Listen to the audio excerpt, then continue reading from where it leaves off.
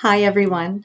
As a bonus feature to the Leadership Forum keynote with Tim Arnold, we've brought together a special panel of leaders from within our sector and the Peel community to help unpack some key leadership strategies, tools, and ideas that can support you and your teams in your leadership journeys. I'm very excited to introduce and chat with Diane Daly, CEO, Family Daycare Services, Sarah Marr, Executive Director at CDRCP, and Tracy Peterson, Director of Sunshine Children's Center and part-time professor at Humber College, ECE Faculty of Health Science and Wellness. Without further ado, let's get talking leadership. We know these are unprecedented times and things have been changing constantly. How have you as a leader continued to inspire and motivate your teams, especially as adversity can dampen things or create a shift in attitudes and drive? How do you keep your teams from losing that spark, that drive, and keeping productivity healthy even in the most adverse of times? So years ago, I came across a saying that I really liked. In fact, I keep a copy of it in my desk drawer.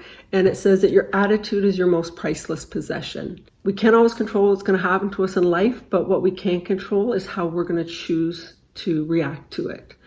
And I really feel that a negative attitude will create a negative environment and a negative energy in the workplace. But a positive attitude can create a positive workplace. And it benefits everyone to work in a happy environment. And we really are so fortunate to work in a field where we're making the difference in the lives of so many children and families. Driving productivity and engagement in times of high stress or any kind of situation that brings adversity, I think one thing leaders have to remember is you have to listen. Listen to the needs of the staff, hear them, and where possible as an organization, be flexible while continuing to meet the needs of the community. As leaders, I think we have an opportunity to aim to motivate our staff in ways that are unique and most meaningful to that staff person, and tap into what the strengths of that staff are and mentor them to harness those strengths. Going back to why those staff are on your team to begin with, looking at some of those things and reminding them of how they can use those strengths to push themselves through adversity, and how you as a manager and a leader can be there to support them as they learn to develop and adapt through any kind of change. In order to keep people engaged and productive, I think it's important to really highlight and celebrate our wins, where we're having success, and the impact that we are having as we support children and families and communities. It's important to promote self-care, and also for myself as a leader to be able to model that I'm taking care of myself. Wherever possible, I am trying to make sure that we incorporate an opportunity to have fun within the context of a team meeting. And it could be a simple quiz. It could be just a conversation where we're not talking about our work. We're just sort of focusing on ourselves and having a moment to laugh and have some fun. I think those are some really important ways to lead and focus on the work that we need to do. Does anyone else have anything else to add to that?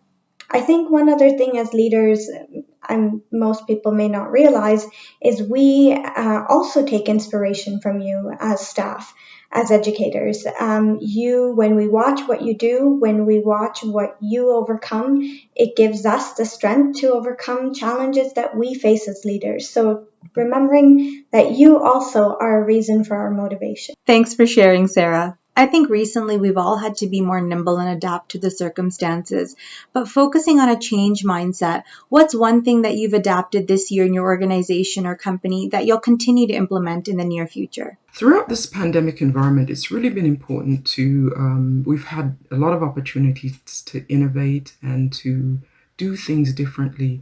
And one of the things that I think we've done a really good job at is moving to digital platforms, using as much technology as we can for various different aspects of running our organization. Continuing to be paperless will be one of the things that we try to do. I think we're not fully there yet, but that's been one of our biggest opportunities in this environment. And what's positive about that is that it really aligns with our commitment to being stewards of nature and reducing our footprint. Thank you for that perspective, Diane. This last year has truly been a test of every leader and every staff. It's a test of our resilience and commitment when things are and seem so unpredictable. There really is no handbook that supports a leader in how to deal with a pandemic, so you have to learn and adapt amidst the changing landscape. The one thing that I've embraced and really have started to become comfortable with as a leader within the past year is not having all the answers and all the information. As leaders, I think it's important for us to share with our teams that there are times, such as this pandemic, where we don't know and we cannot predict what might occur. So we have to embrace the not knowing and be agile enough to adapt as we go along.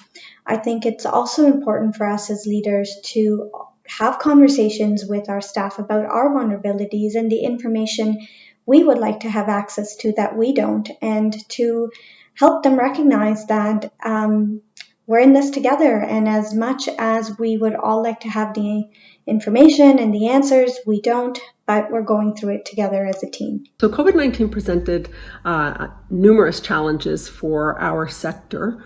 On March 13th, last year, we closed thinking this is going to be an extended March break.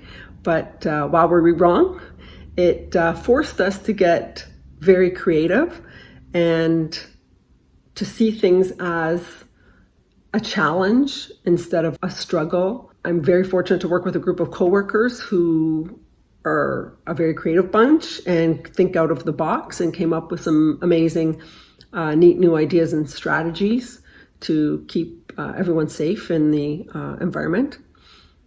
And we're going to continue using some of those ideas. Another thing is the importance of mental health and well-being. I really have to say that out of the 4 foundations of learning, my 2 favorites are belonging and well-being. I really do see how that applies to not only the children, but also the educators, and how important it is to take care of your own mental health and well-being. I think we can all agree that workplace culture is so unique and important to the essence of an organization. It's like your identity. How do you help new employees understand the culture of your organization? I strongly believe an organization's culture can make or break an organization. I also believe that culture is not something you can orientate a new staff about. It's something they feel. For those of you who know CDRCP staff, you know we love to laugh, and that's evident in our cultures within our teams and in our environments. We spend so much time at work and those we work with that it's important for me as a leader, for my staff and the organization, to have a space where staff can come and enjoy being a part of. Laughter in our environment connects us, and as new staff and new volunteers join our team, they see and feel that and embrace that sense of family that we've created through our culture. As a leader, I challenge other leaders and I ask you to think about how much time does your team spend connecting and laughing together, because that essentially shapes your culture and bleeds into the type of work environment that you have. So in terms of my key messages to new staff, I really do believe that our culture is really transmitted through how we articulate our values. And I think having clearly articulated values that are a living, breathing part of your organization is one of the ways that you help new staff to be able to understand the culture of the organization. And one of the things that I do is that when we're having new staff orientations, we make sure that the orientation is the starting point of being able to convey the culture that the new staff is joining. I will always make time to make a few comments at our new staff orientation sessions, where I'm able to share my passion and commitment as I welcome the new staff. And I'm also able to share with them how much I value that they've made the decision to join Family Day and have a career within our organization. I think that means a lot. I think that when people feel valued and they see my passion, I think that's one of the ways that I can really support the culture. So we truly value the importance of early learning and care and the amazing role our educators play each day. And this is done in a collaborative environment. Every staff member believes in quality care and that every child has the right to quality care. This is why it's very important for participation in programs like Raising the Bar that are key in enhancing the quality of programs in Peel. There's so many pieces of advice you can give someone with your level of experience. But what advice would you give to someone going into a leadership position or taking on a leadership mindset for the first time? So some advice I would give to someone starting out in a leadership position is to step out of your comfort zone, take on new challenges. Even when you're scared and you think you can't do it, try. And if you make a mistake, take ownership of that. Let others also see that you've made a mistake, correct it, and see it as a learning opportunity for growth. Always be fair. Acknowledge the strengths of your team members and give them opportunities. Everyone is a leader and has something to contribute and bring to the table, and you must allow them that opportunity. We see children as competent and capable, and this also applies to the educators. Thanks so much, Tracy. I remember the first time I took on a leadership position and I kept thinking, what's the one thing I can learn, mimic, and adopt from a leader that I admire?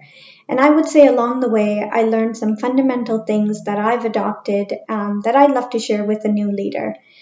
Developing a strong relationship with those that you work with your team. You as a leader are as good as the collective success of your team. So remembering that and developing those great relationships and foundations for you to build upon. Being open to alternate perspectives and really paying attention to them as you make decisions that are going to have long-term implications. That's going to open you up to diverse perspectives as a leader. And embracing change. I think change is the new constant, and the more comfortable you are with change, the nimbler you're going to be as a leader to respond to the many things that come your way. Firstly, I would say take time to understand the culture and the organization and the people who you're going to lead. Create space for other perspectives. It's really important to hear and to really understand what's important to others, and particularly when there are perspectives that are different than your own. I would say be a collaborator, build trust, and trust sort of facilitates followership. I think the burning question for me and perhaps many others, and not the easiest to answer, is what do you do to ensure you continue to grow and develop as a leader? What's your key to success? I feel it's really important to be a lifelong learner. Things are always changing, but that's also why this field is never boring. I've been in the field for over 30 years, and sometimes I think, I must have seen it all, and then something else happens. But that's okay. That's what makes this job interesting, and we're constantly learning. And it's the challenges that make you a better leader. In the same way, it's the children, often the ones that, pushed your buttons or caused you the most stress, that really made you a better educator, because you had to think differently and come up with new ideas and new strategies. And those are also the children that I remember all of their names over the past 30 years. Be a reflective practitioner. Also recognize others' achievements. Say thank you and mean it. And be grateful. I truly love my job. Of course, it's difficult at times and it can be stressful. But really, if I had to do it all over again, I would still choose this career path. And I think that says a lot. As a leader, I've made a commitment to continuous professional learning, and I think that learning comes in many different ways, formally and informally. For me, it's really important to understand my environment, what's happening politically, locally, and globally, because that always provides great context for leadership. I think it's really important as a leader to stay relevant, so that you are constantly developing your service and leading your organization in a way that's relevant. And one of the things that I would say has been a key to my success is facilitating an environment that cultivates shared leadership. I think shared leadership is a really powerful thing. Having an attitude that there are no silly questions, and don't be afraid of what you don't know, because there's always someone that knows what you don't know. And as long as you're open to asking questions and not worried about being vulnerable, then I think that that's a really good key, and that's been my key to success. Lifelong learning is our motto at CDRCP, and that comes to me in many shapes and forms. There are, of course, professional learning opportunities and conferences for leaders to engage in and stay current. However, the one thing I've embraced is I continue to have a mentor that I turn to. Leadership can be a lonely place, but as a leader, you can change that by surrounding yourself with mentors that challenge you to think critically, not just about yourself as a leader, but about social issues that impact your organization and your staff. It's something that by engaging in, it's made me a more reflective leader, and it allows me to have diversity of thoughts as I make critical decisions. Well, leaders, I know I could sit here and pick your brains all day, but I think that's all the time we have. So I'd like to thank you so much for connecting today and sharing your insights with the sector. I know I learned so much, and I'm certain others will take your advice and knowledge and enhance their own practices as well. To all the leaders listening in, thank you for joining today, and we wish you all the best in your leadership journeys. Take care.